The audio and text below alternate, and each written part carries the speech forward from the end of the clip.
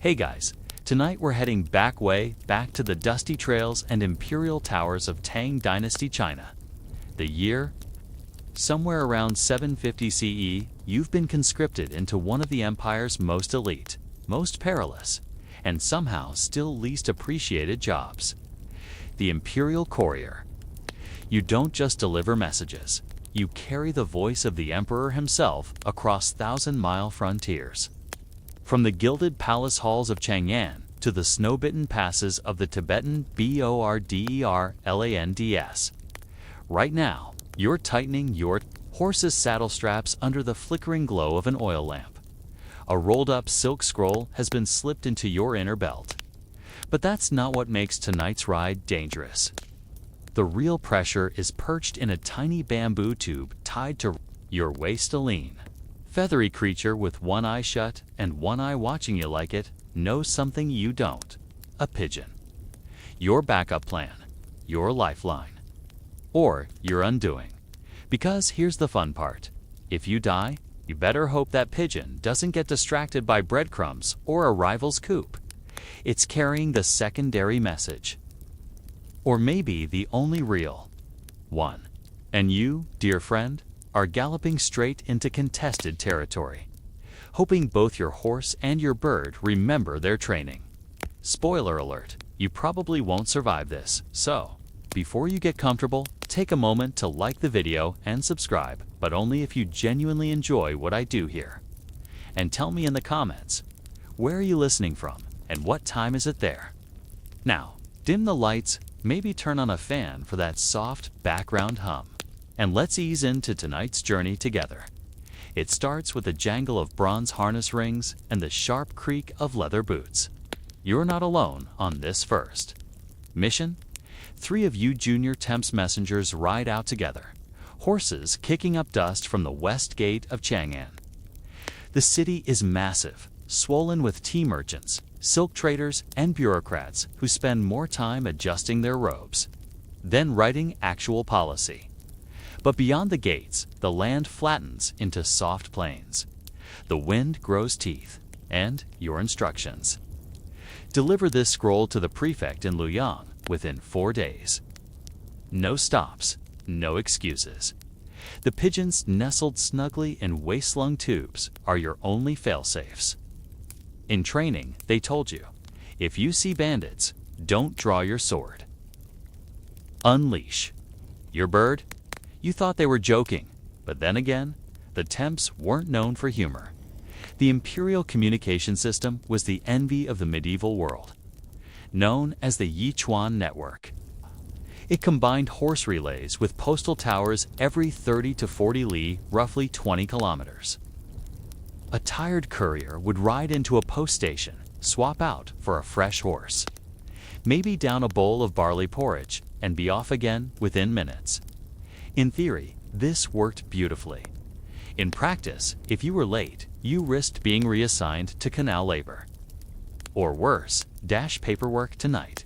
You're not changing horses. This is a courier trial, part of your training. But you still get the real scroll and the pigeon. Your bird's name is entirely unofficial, of course, but you call her Bean. She's pale gray, eyes like lacquered beads, and she's supposed to know the way home. Not your home, Chang'an. She was raised there, trained there, fed only at a very specific courtyard near the Ministry of Rights. If you let her go, she soars straight back like a feathered arrow. Supposedly, historically, tempts China's use of pigeons in its communication. Web is sparsely documented, but scholars agree they had systems for air messaging at least by the 8th century. Some records from Buddhist monasteries describe skybirds delivering sutras between mountain shrines. Imperial records mention wind messengers used when roads were blocked by snow or war. And in the 740s, Emperor Xuanzang reportedly received a hawk and pigeon delivery from his frontier general, complete with a ruby-sealed dot. Right now, though, none of that helps you, because half a day out, one of your companions slumps in his saddle. His pigeon's tube has cracked. The bird is gone. And the other courier's horse just pulled up lame near a dried-out well, meaning you're the only one who can finish the route. Or, if things go badly, you're the only one whose pigeon might carry the news home. Bean flutters nervously in her tube as wind kicks up grit. You mutter comforting words, mostly for yourself. The idea of tying state secrets to a bird feels absurd. But the Tang couriers trusted these feathered creatures the way we trust satellite beacons and email servers today. At least pigeons didn't. Get lost in bureaucratic inboxes. Usually, there's an old superstition among the couriers. They say the birds don't carry just messages, they carry memory. If you treat yours with respect, it won't forget you when it flies. If you sneer at it, it might veer sideways and perch on a tree until you're long dead. No one can prove this, of course. Historians still argue whether the Tang pigeons had true homing skills, or if they were simply conditioned to fly toward familiar food sites. But standing under a wide yellow sky, every second wind tossed, you start whispering to Bean like, she's your last chance, because she is. As night falls, the mountains bruise the horizon. You press forward.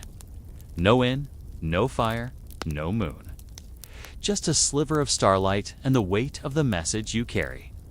If you fall asleep in the saddle, you'll drift off the trail and be lost. If you keep going, you risk ambush. There are rumors of rebels near the old pass. Your fingers brush the pigeon tube again. You wonder, not for the last time, what the scroll says. You wonder who will read it. You wonder if Bean would wait for you at the next station, perched in the rafters like a little gray ghost, if you didn't make it there yourself. The trouble with Imperial Mail runs isn't the weight of the scrolls, it's the weight of consequence. You ride under the unspoken threat that delays equal disrespect. And in the Tang court, disrespect is a luxury only eunuchs can afford. You're not a eunuch. So you train like your life depends on speed, because it does. Back in Chang'an, before this doomed journey began, your days followed a strict, almost monkish rhythm. At dawn, you were up with the crows, sharpening your horse handling skills in a courtyard slick with morning mist. A drill master barked orders while men twice your size galloped circles around you. No breakfast until your saddle straps were perfect. No water until your boots were polished to the inspector's exacting, inexplicable standards. And that was the easy part. Because once you earned the basic courier sash dyed red for rookie, you began learning about deadlines. Not the soft kind with frowns and finger taps, but the sharp kind with consequences. Miss a delivery by half a day, lose a week's pay, miss it by 2. Get reassigned to manuring rice paddies. And don't even think about what happens if your delay causes a military misstep. The punishment isn't written down, it's whispered by older couriers. With dead eyes and extra fingers missing, you practiced night riding with blindfolds. Memorized route patterns from silk maps marked in ink so faded you had to tilt them toward candlelight like a scholar interpreting ghost scripture. But the part that really raised eyebrows was the pigeon training. Flight backup protocols. They called it in your paperwork. But it was never just about letting a bird go. The Tang Dynasty didn't do anything halfway. In a dim brick room near the ministry stables, you met your first bird. Not Bean, this was another, older pigeon, named Flax. He looked indifferent, which made sense because the trainer insisted you bond with him over several weeks. You fed him from your palm. Not just grain, but raisins, mulberries, sometimes fermented rice crumbs. Tang pigeons had spoiled diets. You wore the same robe around him every day so he'd associate your scent with safety. You cooed at him like a deranged parent. If this sounds uncomfortably intimate, it was. But the goal was to create an unbreakable link. A living breadcrumb trail between you and the bird's home coop in Chang'an. Tang handlers believed scent, sound, and routine could forge this tether, reinforced with careful feeding schedules and short-loop practice flights. A lot like dog training, but with more airborne accidents. Modern historians still argue whether Tang pigeons were true homing pigeons in the biological sense, or just highly trained creatures responding to food-driven routines. Some sources suggest that Dynasty imported rock pigeons from the western steppes, known for their migratory instincts, and crossbred them with local birds to enhance reliability. Others argue it was less about the birds and more about the strategic placement of familiar sights, smells, and feed stations along known routes. You didn't care about the scholarly debate. All you knew was this: if your pigeon didn't come back, you failed. If your pigeon returned with a wrong scroll, worse, no scroll, were held accountable. One courier trainee lost a tooth after a bird pooped mid-flight and the wind redirected it into his open mouth. They called him Lucky Woo. You never learned his real name. The pressure to be faster, sharper, more invisible than your fellow. Rookies, constant. You weren't just competing for a job, you were competing for the chance to not be reassigned as a seal cleaner for the Ministry of Revenue, which, apparently, involves licking a lot of wax, so you practiced solo flights at dusk, rode laps around Chang'an's crumbling outer wall with birds tucked into your sash. You learned to sprint, untie a scroll pouch, fasten it to a pigeon's leg, and launch the bird all in under 30 seconds. Blindfolded, with bells on your boots, and incense smoke in your eyes. Because, as your supervisor hissed, you don't get to choose the battlefield, only how well prepared you are when it finds you. One time, they tied firecrackers to a dummy horse to simulate battlefield panic. The sound made your assigned pigeon faint, just passed out midair. You carried her in your cloak like a newborn and fed her honey water for 3 days. After that, she trusted you, probably more than you trusted the Empire. But the Tang Couriers weren't just errand boys, they were battlefield scouts, whisper couriers, and emergency medics. You learned to recognize a forged seal from a real one. You learned to ride without looking down. You've learned to fake a limp, to throw off bandits, to hide a second scroll in your boot lining, and to bribe road inspectors with dried apricots, allegedly a favorite of Northern's patrolmen, all while perfecting your pigeon handling skills.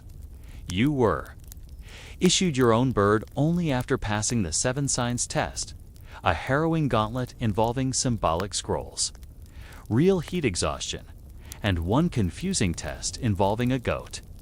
The pigeon you received. Bean. She had a red stripe painted on her left wing and a suspicious look in both eyes. You liked her immediately. The two of you spent your final training week in simulated delivery runs. Chang'an to Sanyuan. Then up to Yanliang and back, through fields pocked with shrine stones and old bones. Always with Bean, always timed. Always. Watched by instructors with clipboards made of lacquered wood and eyes like daggers. The final day, you had to send her home from 70 li out nearly 35 kilometers. You stood on a hill, scroll tied carefully, and whispered, "Don't mess this up." She didn't.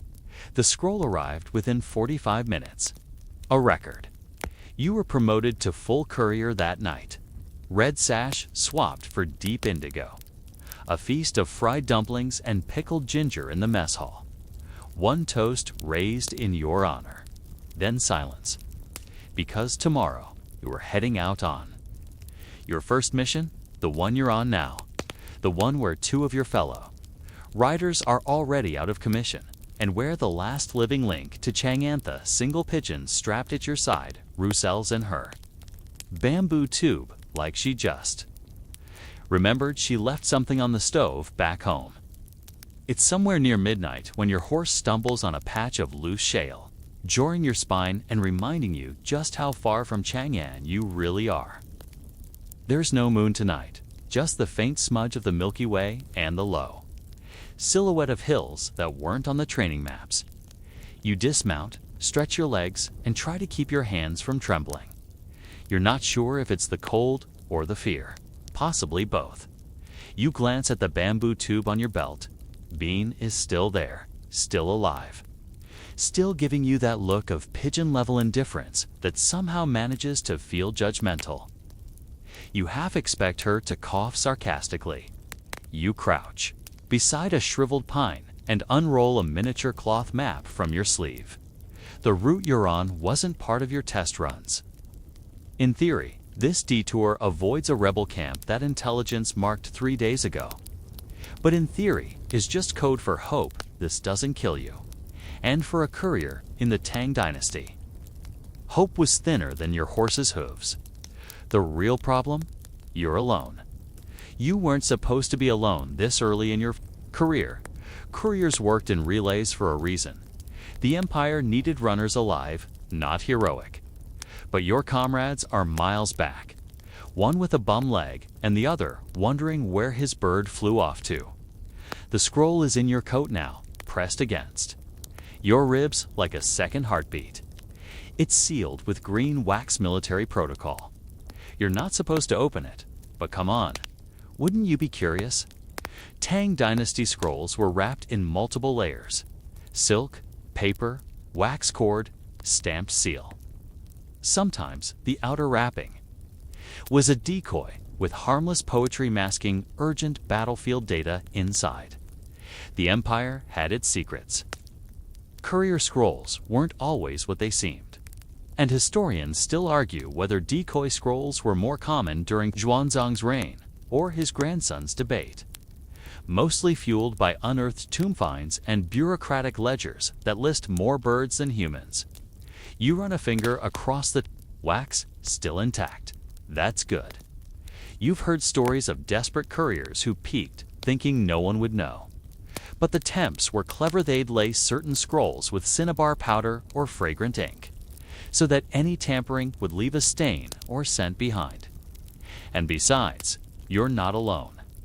Not really high above, circling in the ink-black sky, are other pigeons. You spot them sometimes near towers, flitting between temples and guard stations.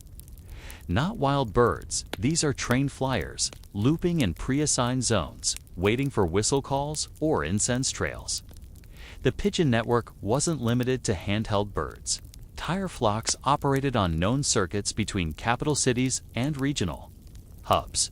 Some were temple-run. Others were privately managed by noble houses with something to prove. You once met a bird handler from the house of Shang, who claimed their pigeons could follow incense-scented paths laid along the rooftops of a town. He said certain blends jasmine with clove, for example, were used for outbound trips, while sandalwood with vinegar meant the message was urgent. You're still not sure if he was serious or trying to sell you sachets, but the Tang were nothing, if not inventive. Before pigeons became standard, the Empire experimented with nearly every method under the sun. You memorized them during your courier lessons, droning them aloud like chants: fire puffs, silk flares, horseback drums, mirror flashes, coated smoke, whisper coins. Some worked. Some didn't. Smoke signals were used by military border stations, but got muddled in cloudy weather. Drum relays were fast, but only over short stretches. One poor prefect tried using bronze mirrors to bounce sun signals across gorges, only to accidentally signal a marriage proposal to the wrong village. The joke made it into a popular Chang'an street play, and the phrase flash courtship became slang for government incompetence. Pigeons, meanwhile, didn't need visibility, or a marching band, or favorable wind. Just food, familiarity, and a decent launch point. Which is why you, in this cold hillside brush, keep glancing at Bean like she's your last radio signal. You think back to the brief lecture on the Empire's pigeon deployment. The Tangs were inspired by merchants from the West, especially Sogdian traders who had used birds to relay market prices between cities.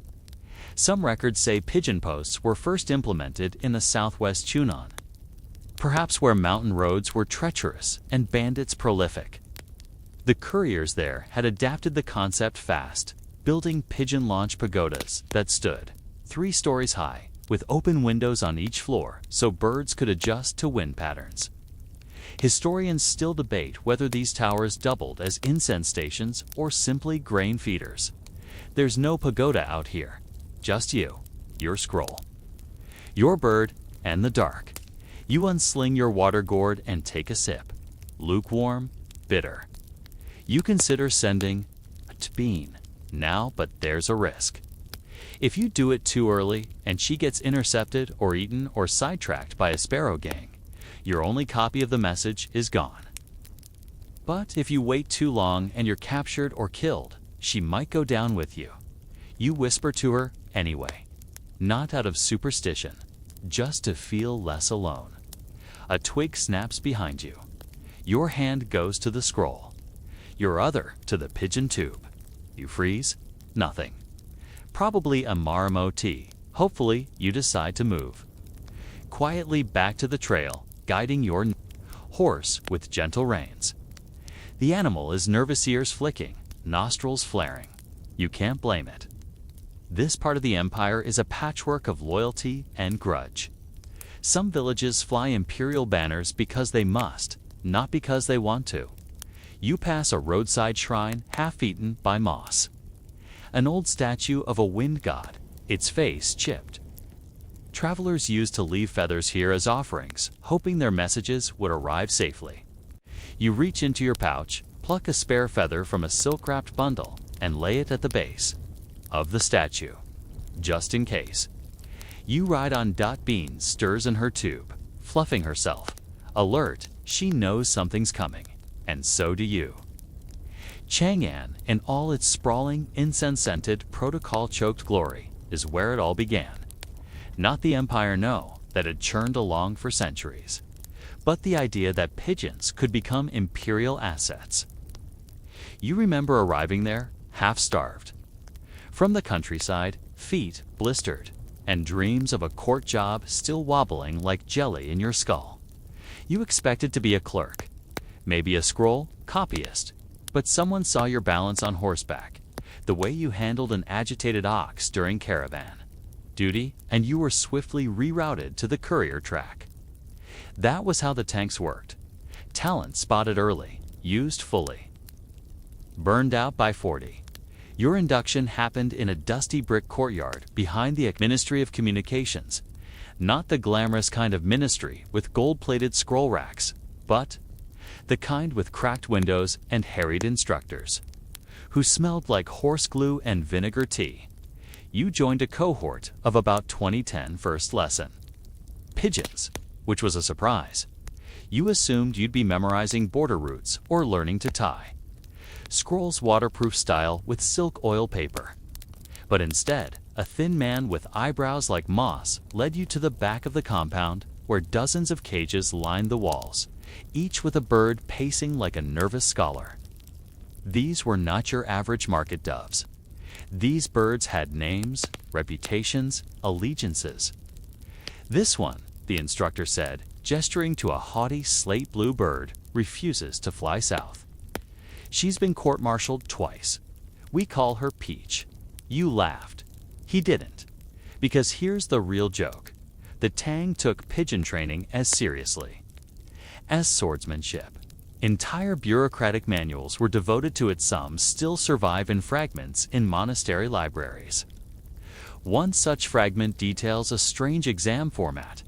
A trainee would stand on a stone pillar, eyes covered, and whistle for a bird using only 3 distinct pitch cues. If the pigeon responded, the trainee passed. If not, they were assigned to tax. Records for the remainder of their career. That's how you ended up practicing windpipe control more than swordplay. You spent your mornings scrubbing coupe trays, your afternoons braiding message cords from bamboo filament, and your evenings learning the fine art of pigeon trust building. It sounds ridiculous, doesn't it? But the pigeons wouldn't fly for just anyone. They had loyalties, preferences, vendettas. Some refused to fly if the message was rolled clockwise. Others only responded to a specific scent worn on the handler's wrist. A few rare elite birds were said to respond to music you once saw. An old instructor hummed a Buddhist chant and a pigeon landed on his shoulder like it had been summoned by magic. He claimed the bird had memorized the vibration over years. You nodded respectfully, while secretly wondering if maybe the bird just liked his cologne. Your own training bird. A scruffy gray creature with a chip in its beak and a limp when walking. You named it Dumpling, not because it was fat, but because it reminded you of something warm and unlikely. Dumpling hated you in week 1. She refused to eat unless someone else fed her. In week 2, she escaped during a practice launch and flew directly into the head instructor's laundry line, where she tangled herself in undergarments and had to be rescued by a blushing novice monk. In week 3, she pecked your face during a test flight, drawing a thin line of blood that later got painted into a Courier training mural as a cautionary detail. But week 4, something changed. Maybe it was the ginger crumbs you smuggled from the mess. Maybe it was the silk sleeve you always wore, scented with osmanthus oil. Maybe it was just time because one day, during a cross-compound practice run, Dumpling took off with your scroll and flew exactly to her target, the launch pagoda over the east wall. The watching instructor muttered something about miracles, and you were awarded an extra steamed bun with dinner. Tang rewards were simple like that, and that's when they moved you into the elite handler track. The elite pigeon handler. Program was ... intense, no more shared coops. Each trainee was given a single bird and expected to form a lifelong working bond. The pigeons were tagged with woven leg rings, dyed with pigmentures, had a turquoise thread with a jade bead. You slept with the cage beside your cot. You rose when your bird stirred. You trained not just in flying and message tying, but also in decoding flight patterns. Yes. Decoding. Bikati Notcaster Dinning Tamilers learned how to read the birds in flight. Fast dips meant urgency. Spirals meant confusion. A mid-air stall suggested enemy interference, possibly netting. There was even a small handbook called Patterns of the Skywing used by advanced students. Most of it was poetic nonsense, but tucked between the metaphors. Were real techniques for observing bird behavior across changing terrain. You memorized them all, which was useful. Considering the temps were starting to experiment with dual-message pigeons birds carrying 2 scrolls. One genuine, one false. Only the handler knew which leg to trust. Some birds were trained to drop the decoy mid-flight if given a specific whistle. Others had been conditioned to land only if a particular signal cloth was laid on the ground. Historians still argue whether this pigeon espionage system was widespread or limited to a few elite border handlers. Some inscriptions from the Dunhuang caves depict pigeons with paired scroll cords and what looks like a feather-coated message braid, but the symbolism is open to interpretation. Maybe it's just a fancy hat. But you believe the stories. You've seen birds do stranger things. By the end of your training season, you knew every feather of your bird. You could wrap a scroll in waterproofed wax silk in under 10 seconds. You could sense wind changes from how your pigeon shifted weight in its cage. You weren't just a courier now. You were part of a living, fluttering, high-risk code system with wings, which, of course, made your first real field mission even more terrifying. Because, out here, it's not just wind and hunger and bandits. It's you and a bird and a scroll. And whether you like it or not, only one of you is expected to make it home. You don't sleep, you ride. It's the kind of bone-deep exhaustion where your body forgets it's tired. Because survival takes up too much space, you've stopped thinking in full sentences. Everything is pared down to action and consequence. Stay upright, keep the scroll dry. Listen for hoofbeats, count breaths. Left rein, right rein, duck low. Again and above it all, this one looping thought. They didn't want the scroll, they wanted the bird. It hits you like cold water. Whoever was behind Eutho's silent watchers in the trees, the ones who didn't block your path, they never made a move to attack. No demands, no drawn blades, no shouting. Because they weren't after you. They were waiting for the moment the Pigeon launched, which means your enemies knew the backup system. And that means they're trained. Possibly ex-couriers or defectors, or someone who once fed pigeons in the ministry yard and paid attention. You grit your teeth as the trail narrows again. You have no time to puzzle out their motivations. You just know you've entered a higher stakes game. The Tang Empire doesn't tolerate traitors. But the Temps also doesn't tolerate couriers who lose scrolls. Two roads, no good endings. Your horse stumbles for a heartbeat but recovers. The post station is close now. You recognize the cresting ridge that marks the halfway tower between Chang'an and Luoyang, the night drum arch. It's not actually an arch anymore. Just a pair of crumbling gate columns and a broken bell you once used to dry socks. But you're not stopping to reminisce. There's still light smoke ahead. Thank the ancestors, the post station is awake. When you arrive, staggering off your horse like a sack of radishes. The attendant gives you a look that suggests either you've been ambushed or you've had a really bad dumpling. You flash your courier seal. Wordlessly, you hold up the scroll. His eyes widen. Green wax. He shouts something into the back room. Moments later, a senior courier emerges. Older, broad-shouldered, with the kind of presence that makes you stand. Straighter, even though your knees are pudding. He takes one glance at your soaked cloak and pigeonless belt, and without a word, holds out a small tin bowl. Inside, warm millet. A Tang courier's emergency meal. Life-saving and terrible. You eat in silence as he scans the scroll, still sealed. He doesn't open it, that's above his rank. But he studies the cord wrap. Checks the knot style. Inspects the wax color. Then he says 3 words. You did well. You don't cry. But it's close. Later, as you bandage your horse's leg and clean your saddle, he tells you a story. There was once a pigeon who returned to Chang'an after 7 days, feathers singed, scroll pouch torn. Everyone assumed the bird was dead, but it showed up anyway, half-starved, covered in ash. The message it carried, a warning of an uprising in the far south. They built her a tiny shrine, he says, tapping his teacup. Burned millet every week. Gave her a name. You ask? What it was, he shrugs. Historians still argue. Some say cloud, some say thread. The records weren't clear.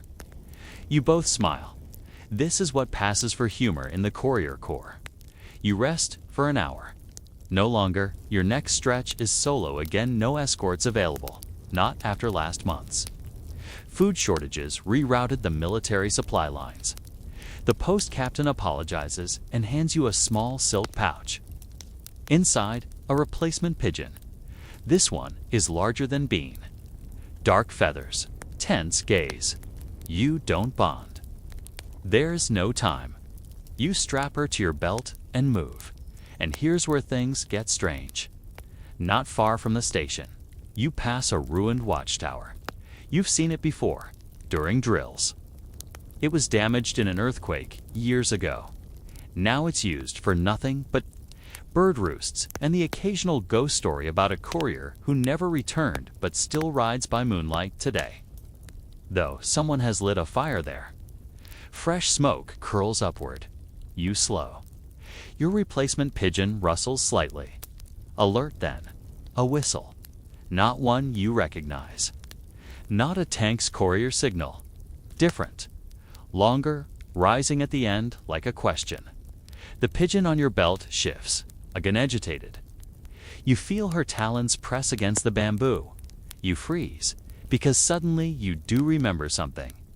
Back in Chang'an, there was a handler retired early said he'd lost control of his bird mid-mission because the enemy used counter whistles, mimicked the training signals. Called the pigeons off course. It was rare. But it happened. And now someone's doing it again. You look up. They're perched. On the edge of the watchtower's broken spire is a pigeon. Not yours. Not the same one from earlier, but trained. You can tell. The leg is ringed. It flaps once, flutters, and lands on the trail ahead. Waiting, trap. Maybe. But you don't stop. You veer sharply east, following a dry riverbed. Your path now cuts through low scrub and fields of late barley. You keep to shadows. You know they're still following. This isn't a chase anymore. It's a conversation. A back and forth. Bird and scroll. Signal and shadow. You think of Bean. Where is she now? Back in her coop, probably. Feasting on fermented seeds. Being petted by a trainee. Or maybe she's already been assigned another mission. Pigeons don't mourn. They just fly. You envy them. As dusk returns, you arrive at an abandoned relay station near a cracked milestone. No one here. But you rest briefly, watching the horizon in the distance. Against the orange wash of sunset, you see 3 birds in flight. Too fast for wildfowl. Coordinated curving, one breaks left. The others climb .air messages. Someone's reporting your position, which means they're closing in. But so are you. Only one ridge stands. Between you and your final waypoint, you tighten the strap on the new Pigeon's tube. Whisper, not yet. And ride. The trail tightens like a snare. On the other side of that last ridge, the Imperial Relay House waits your final checkpoint before the scroll's destination. You've passed through it before. Red lacquered gates chipped from time. An old well that tastes faintly of iron, and a grizzled overseer who insists every visitor leaves a hair from their head for records. You didn't mind then. It felt like ritual. Now it feels like insurance. You ascend the ridge slowly. The shadows have stretched long and spindly, like thin fingers reaching over the hills. Crickets stir in the underbrush. Every sound is louder. Now the creak of your saddle, the rustle of pigeon wings under the bamboo cover. Your own heartbeat. You're watching for movement. There a shimmer low, flickering to orange to bee moonlight. A campfire not far from the base of the ridge. Too close to be coincidence, but no sounds, no voices, just fire. You dismount, leading the horse by the reins, careful not to step on loose rock. The fire is small, sheltered between 2 boulders. Someone's been used old pine needles to keep it smokeless. Beside the flames, a tin kettle bubbles gently, unattended. A pot of millet rests beside it. Still warm, but no one's there. You wait. Still no sound. You approach. Suddenly, the pigeon on your belt shifts violently, trying to wrestle free from her carrier. Her feathers bristle. Something's wrong. And then a soft, rhythmic thrum in the air. You look up. 3 more pigeons circle. High above, trained ones. They're doing that unmistakable spiral, the hover and judge pattern used. During courier training to assess terrain, you swear under your breath. Whoever is after you doesn't just know how to intercept birds. They're using them, actively, openly, and you remember something strange. Now something from a dusty training scroll you once skimmed instead of actually studying because, let's face it, half the scrolls in the ministry are just long-winded. Poetry with too many footnotes. The early Tang didn't just use pigeons for simple messages. There were entire decoy squadrons. Birds trained to fly misleading routes, carrying false scrolls stuffed with rice husks or coded nonsense. And sometimes, though, it was a highly debated practice. They carried misleading scents. Yes, scented feathers. So rival handlers would waste time trying to woo the wrong bird. Historians still argue whether the famous Liu Yang misinformation campaign in 723 used perfume-scented pigeons or just specially oiled feathers. But either way, the enemy was fooled and a war averted. And now, maybe that's happening again. But this time, you're the one being led astray. You extinguish the fire with your boot. Pour out the millet. Too risky. It could be laced with something. Even if it's not, the message is clear. We know your path. It could even be a warning. You take the horse down the narrow side path, a seldom used trail along a dry creek bed, overgrown and risky. But if your pursuers expect you to use the main pass, this might be your only shot. An hour later, in the cool dark beneath low cedar trees, you reach the edge of the final ridge, and something catches your eye. Scattered white feathers, not from your pigeon, too large. Goose. No. These are training feathers once handlers used during molting season to track escapees. You kneel, brushing away some loose twigs. And there it is, a pigeon harness, not Tang standard. Rougher, leather. Not silk, you hold it in your hand.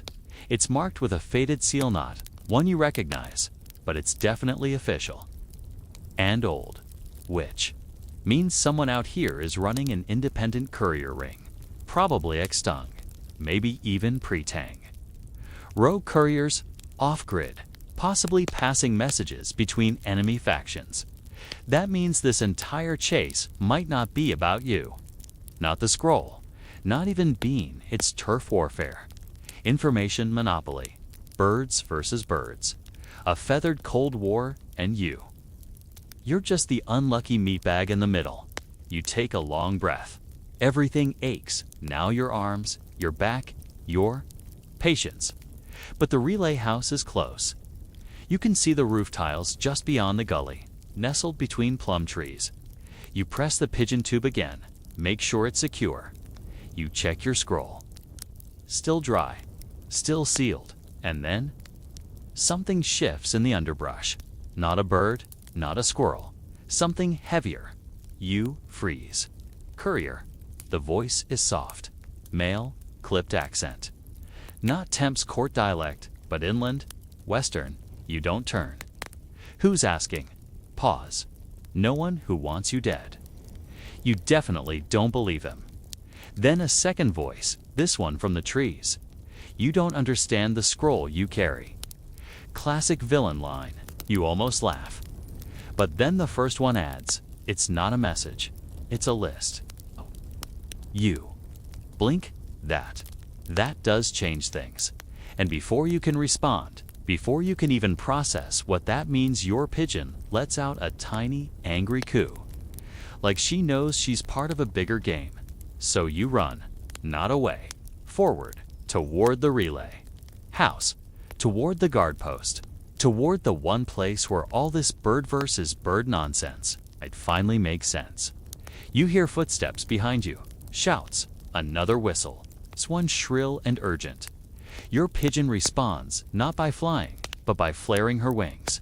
And for the first time since being vanished, you wonder if this one might be smarter than you gave her credit for? Maybe smarter than you. You reach the gates just as they're swinging closed for the night. The relay house guard squints at you. Late, he says. You don't stop to answer. You just hold up the scroll. He sees the seal, and his face changes behind him. Pigeons rustle in their cages. They know too. The trail tightens like a snare. On the other side of that last ridge, the Imperial Relay House waits your final checkpoint before the scroll's destination. You've passed through it before. Red lacquered gates chipped from time. An old well that tastes faintly of iron. And a grizzled overseer who insists every visitor leaves a hair from their head for records. You didn't mind then. It felt like ritual. Now it feels like insurance. You ascend the ridge slowly. The shadows have stretched long and spindly, like thin fingers reaching over the hills. Crickets stir in the underbrush. Every sound is louder. Now the creak of your saddle, the rustle of pigeon wings under the bamboo cover. Your own heartbeat. You're watching for movement. There a shimmer low, flickering to orange to be moonlight. A campfire not far from the base of the ridge. Too close to be coincidence, but no sounds, no voices, just fire.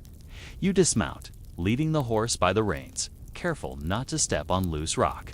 The fire is small, sheltered between two boulders. Someone's been smart used old pine needles to keep it smokeless.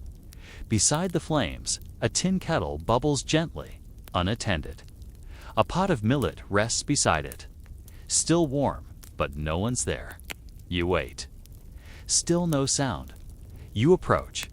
Suddenly, the pigeon on your belt shifts violently, trying to wrestle free from her carrier. Her feathers bristle. Something's wrong. And then a soft, rhythmic thrum in the air. You look up. 3 more pigeons circle. High above, trained ones. They're doing that unmistakable spiral, the hover and judge pattern used. During courier training to assess terrain, you swear under your breath, whoever is after you doesn't just know how to intercept birds. They're using them, actively, openly, and you remember something strange.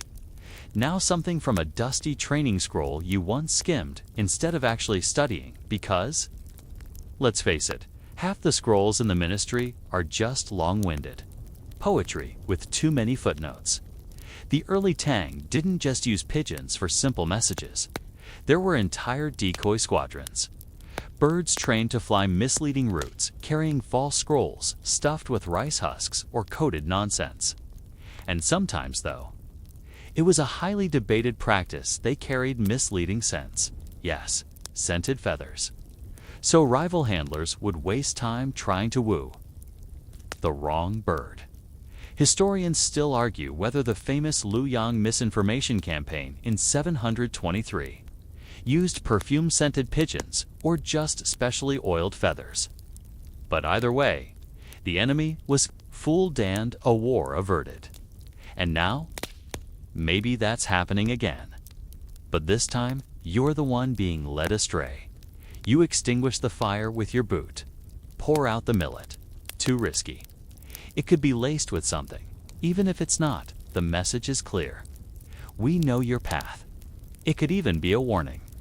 You take the horse down the narrow side path, a seldom used trail along a dry creek bed, overgrown and risky. But if your pursuers expect you to use the main pass, this might be your only shot. An hour later, in the cool dark beneath low cedar trees, you reach the edge of the final ridge, and something catches your eye. Scattered white feathers, not from your pigeon, too large. Goose. No. These are training feathers once handlers used during molting season to track escapees. You kneel, brushing away some loose twigs. And there it is, a pigeon harness, not Tang standard. Rougher, leather. Not silk, you hold it in your hand. It's marked with a faded seal knot, one you recognize, but it's definitely official. And old, which means someone out here is running an independent courier ring. Probably ex-Tang, maybe even pre-Tang.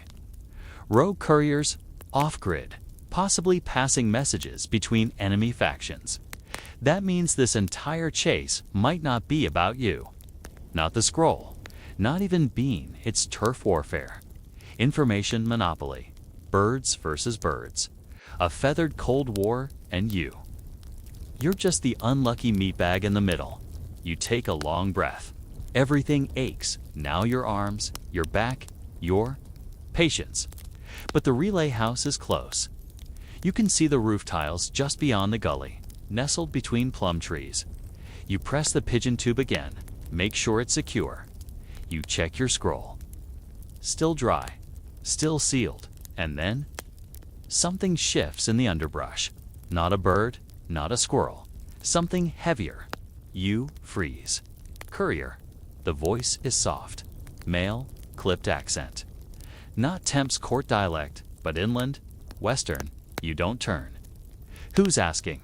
Pause. No one who wants you dead. You definitely don't believe him. Then a second voice, this one from the trees. You don't understand the scroll you carry. Classic villain line. You almost laugh. But then the first one adds, it's not a message. It's a list. You. Blink. That does change things. And before you can respond, before you can even process what that means, your pigeon lets out a tiny, angry coo. like she knows she's part of a bigger game. So you run, not away, forward, toward the relay house, toward the guard post, toward the one place where all this bird versus bird nonsense might finally make sense.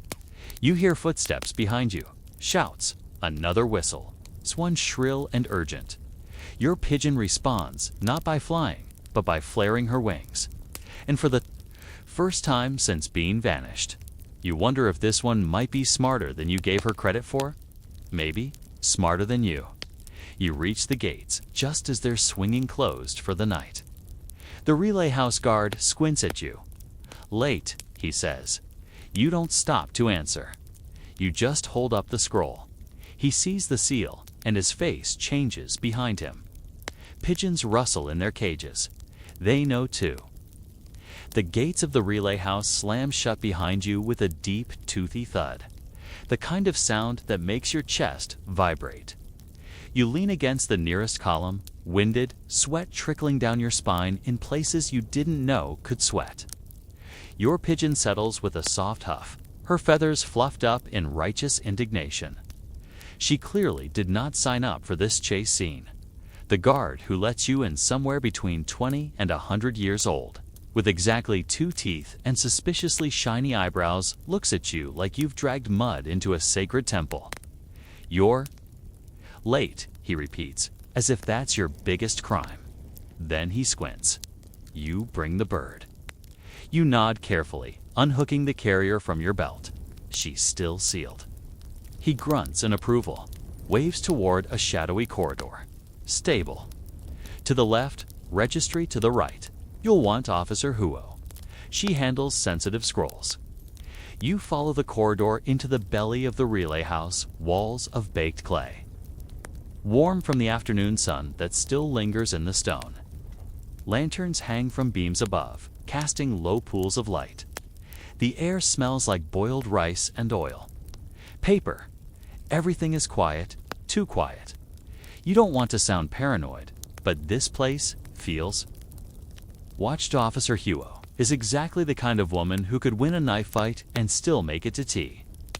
She sits behind a low, lacquered desk, surrounded by towers of pigeon scrolls, sealed documents, and half-carved bamboo slips. Her robe is perfectly creased, and her eyes don't miss a thing. She doesn't look up when you approach. Name and station. You give it.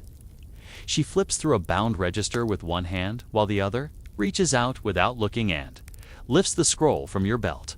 Within 2 seconds, she's confirmed the wax seal is intact. Her brow lifts slightly. Courier, Olivel, unescorted, carrying priority script. Bold, you don't correct her. You're too tired to explain how none of this was intentional. Also, the last time you corrected a Tang officer, you ended up cleaning pigeon coops in Chenju for 3 weeks. She finally glances up. Did you encounter resistance? You nod. 2 unidentified agents. Using pigeons. Rogue dialect. Western inflection. Possibly ex-ministry. She doesn't blink. Instead, she leans forward and lowers her voice. We've seen them. Not just here, Chengdu, Pingliang, even Lanzhou. You glance at your pigeon. She's silent, staring back at Huo like she knows what's coming. The scroll, Huo continues, isn't a message. It's a roster. You blink. You'd hope the pursuers were bluffing. But if she says it, courier names. You ask. She nods. And birds, pairs, routes, all Tang-registered lines from the past 5 years, including discontinued codes. That hits like a brick to the sternum.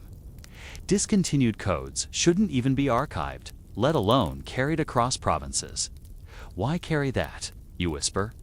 Insurance, she says, for someone very high up. But courier ever defects if a bird is stolen. Reroute it. Copied this. List proves origin.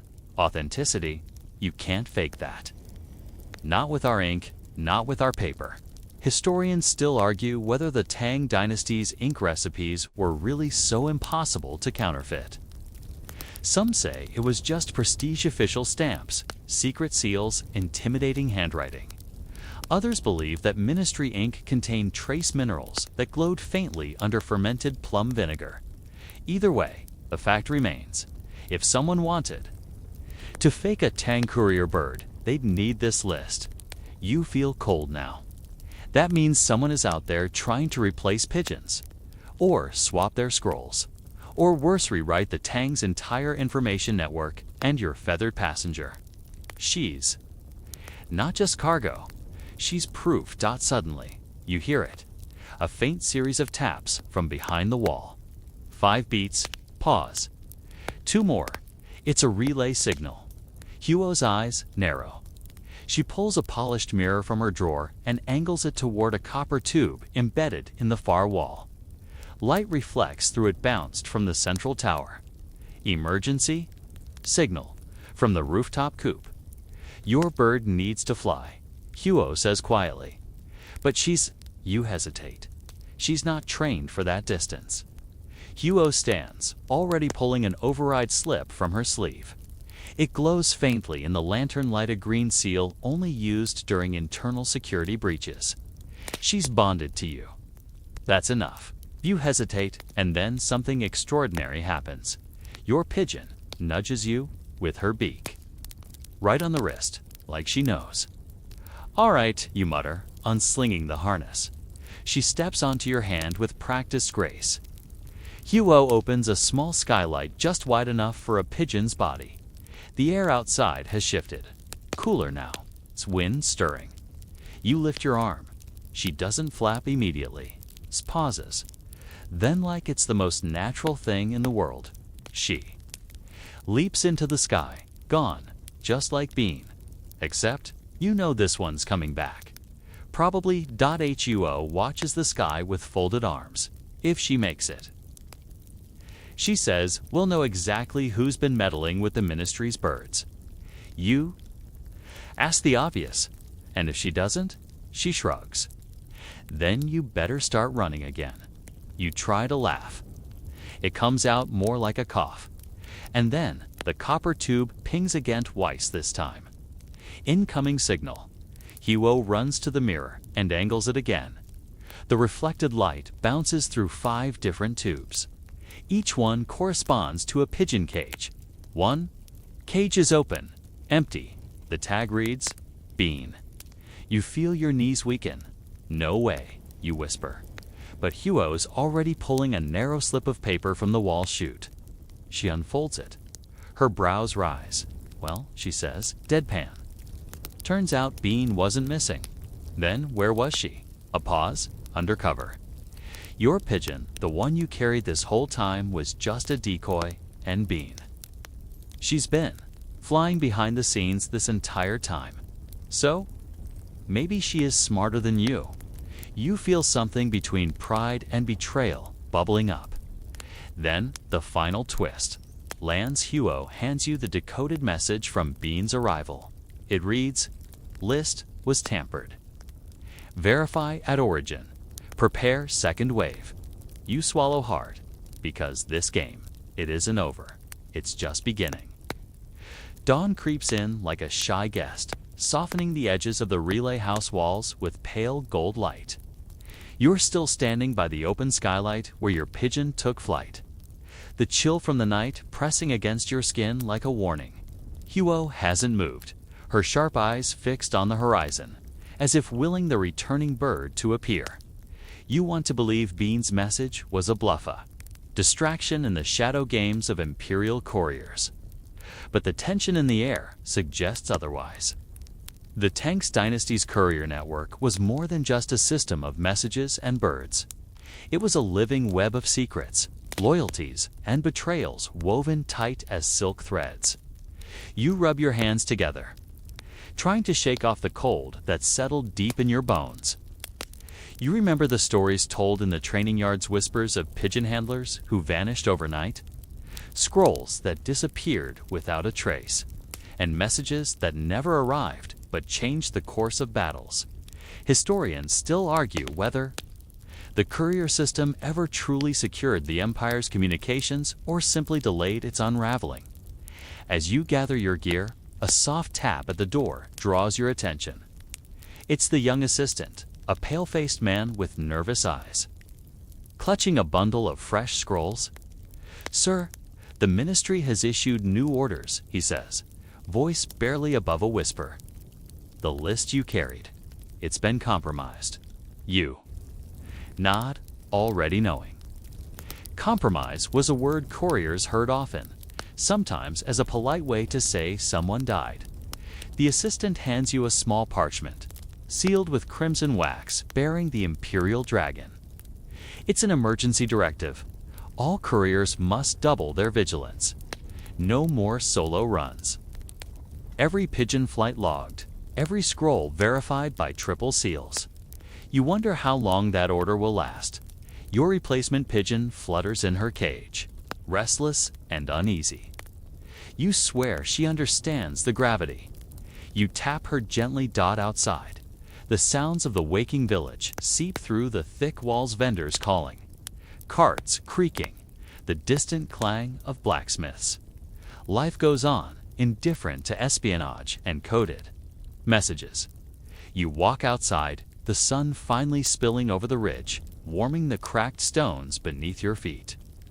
The sky is a pale blue, streaked with wispy clouds. Somewhere, a pigeon coos, a reminder of the invisible wings carrying secrets above. You think of Bean, of Dumpling, of all the birds that flew before you, carrying hopes and fears across the vast Tang Empire, and you realize that no matter the dangers, the loneliness, the whispered threats in the dark, you wouldn't trade this life for anything.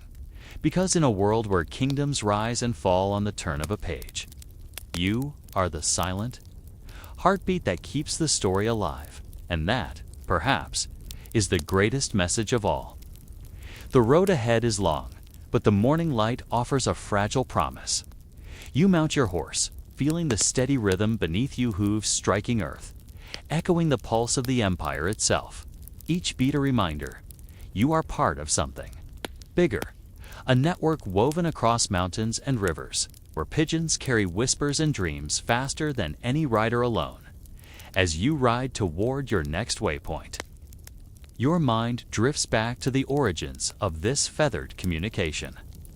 The Tang Dynasty wasn't the first to use pigeons. Of course, ancient empires from Persia to Greece had experimented with them, but the Tang took it to new heights, combining natural instincts with bureaucratic rigor. They built special pigeon towers, tall, multi-storied structures with niches for hundreds of birds, protected from storms and predators.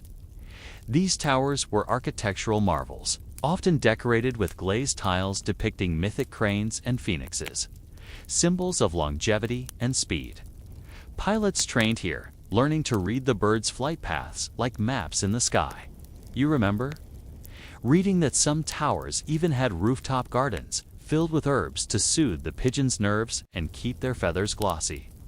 A sort of ancient avian spa. Imagine that, pigeons with better self-care routines than some couriers. You know, historians still argue whether those towers were primarily functional or ceremonial, but to you, standing beneath their shadow, the answer is clear. Both. The pigeons thrived in this environment, cared for like prized athletes. They were fed special grains, sometimes mixed with medicinal herbs to boost stamina. Trainers discovered that a bit of safflower oil on feathers improved aerodynamics, a trick that sounds almost too modern for an empire 2 millennia gone. And the training. Grueling, you recall the early mornings spent on rooftops releasing pigeons over great distances, watching them battle the winds and predators. Some birds faltered, never returning. Others came back triumphant, cooing as if to say, "Try me again." You smile, remembering Dumpling's clumsy first flights. How she once got distracted by a butterfly midair and veered dangerously off course. It took weeks before she could carry a scroll without dropping it. Your horse picks up speed, the wind cooling the sweat on your brow.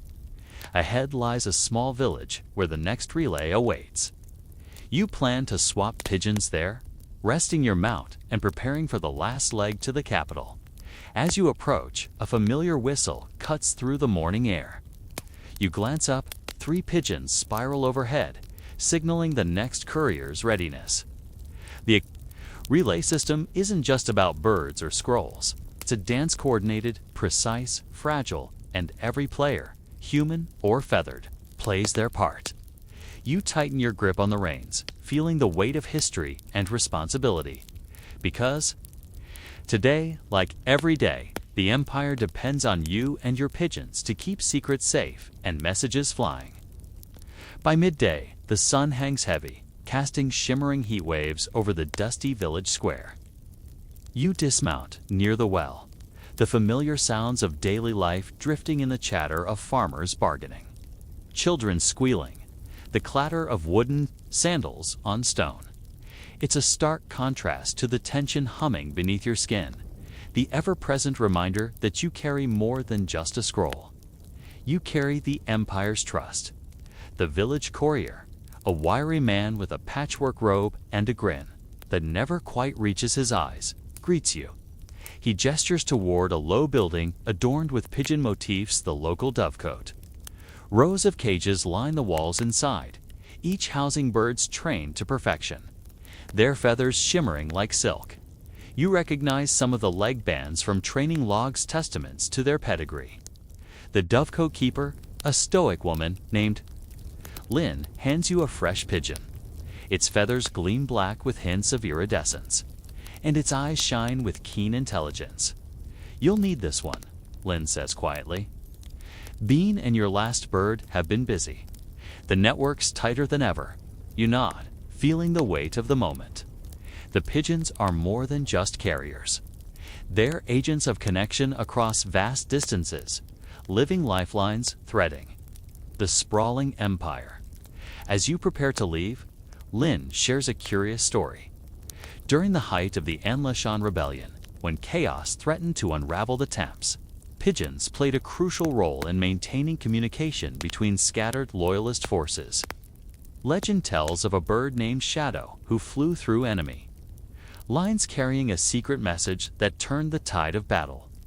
Historians still debate whether Shadow was a real bird or merely a metaphor for hope during dark times. But stories like these fuel the devotion of every courier and handler. You release the new pigeon, watching as it ascends, wings cutting through the shimmering heat. The air vibrates with urgency and promise. Mounting your horse, you set off again, knowing that each flight, each message, is a small act of rebellion against chaos. Against silence, your thoughts wander to the pigeons you've known Bean Dumpling, sleek birds of the dovecote hand. You wonder if they comprehend the weight of their journeys. Probably not. They just fly, and somehow that's enough. The afternoon sun lowers, softening the world into shades of amber and rose. You find yourself on a narrow mountain path, the scent of pine mingling with the faint musk of earth and horse. The climb is steady, demanding your full attention. But your mind drifts to the birds overhead, your feathered comrades navigating unseen currents. Pigeons have an uncanny ability to find their way home, even when released from unfamiliar locations. Scientists centuries later would puzzle over their magnetic sense, speculating about tiny crystals in their brains acting like compasses. The ancient Tans, of course, understood none of this science, but their training harnessed these instincts. With remarkable skill, your fingers brush the pouch strapped to your side, holding the latest scroll. The message inside is coded, meant only for eyes at the capital. You think about the code itself, layers of characters and symbols, like a secret language within a language. Decoding required months of training and access to ciphertexts guarded as jealously as the emperor's throne. Historians still argue about how much secrecy truly protected Temp communications. Some argue the codes were easily cracked by rival states. Others claim that the sheer volume and redundancy of the network made interception practically impossible. Whatever the truth, you know this. Your job is to keep those messages moving, unbroken and unread by enemies. The path opens to a ledge overlooking a rushing river, glinting like silver snakes in the fading light. You pause, the sound soothing. Your horse drinks from a pool below, nostrils flaring with cold water. The moment is fleeting, a rare piece in your relentless journey. Nearby, a group of wild pigeons coos softly, wings fluttering in the cool breeze. You watch them for a moment, wondering if they sense the weight of history beneath their feathers. Your replacement pigeon coos insistently, eager to fly. You whisper encouragement, feeling the bond that forms between handler and bird, a mix of respect, trust, and a little stubborn affection. As night falls, you prepare to release her on the final leg of the journey. The stars begin to prick the velvet sky, guiding those who know how to read their patterns. You remember the ancient story of a Tang courier who navigated by stars, a tale still told around fires to inspire courage and faith. Your pigeon launches into the night, a streak of hope against the dark. You settle by the campfire, letting the warmth chase away the chill dot. Tomorrow, the Empire will wake to your message, and you will have done your part. The chill of dawn seeps into your bones as you wake beneath a canvas tarp stretched thin between two pines. You stretch stiff limbs, your gaze following the first light that fractures the horizon in pale pinks and blues. Your horse grazes nearby, unbothered by the tension that knots your chest. Another day of riding. Another race against unseen foes. You recall how Tang couriers weren't just messengers. They were the Empire's veins and arteries, channels for lifeblood information. Their training was grueling, their lives often short, but their role was essential. Sometimes it was the pigeons who saved their human partners. Records tell of birds that flew through blizzards, narrowly escaping falcons and hawks, only to deliver critical dispatches that altered battle plans or prevented famines. One peculiar fact you always found amusing. Some handlers claimed their pigeons responded to music, especially the sound of flutes. Whether this was true or just a superstition, you tried whistling a few tunes during training, hoping it might soothe your feathered companions. Historians still argue whether these claims were widespread or isolated anecdotes passed down by eccentric trainers. Your own pigeon, now perched on your arm, seems indifferent to your whistling attempts. She preens, sharp-eyed and poised, probably for the best. Today, you must cross a dense forest stretch, a place whispered about in courier circles as the Whispering Wood, not for any sinister reason, but because of how the wind and leaves conspired to mimic voices, confusing both man and beast. Local legends tell of couriers who got lost listening to the phantom calls, only to reappear days later, dazed but alive. You tighten your grip on the reins, focusing on the trail ahead. The forest canopy thickens, blotting out much of the light, turning the path cool and shadowed. Your pigeon coos softly, alert.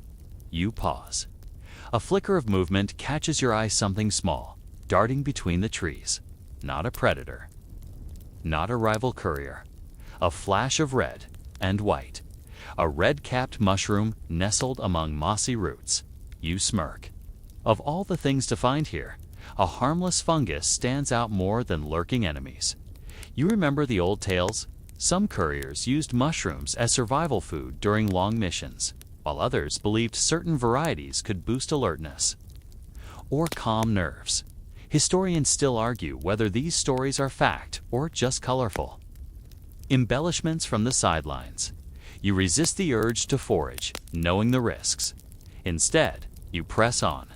The forest breathes around you, alive and watchful. Your pigeon shifts, ready to fly, and so are you.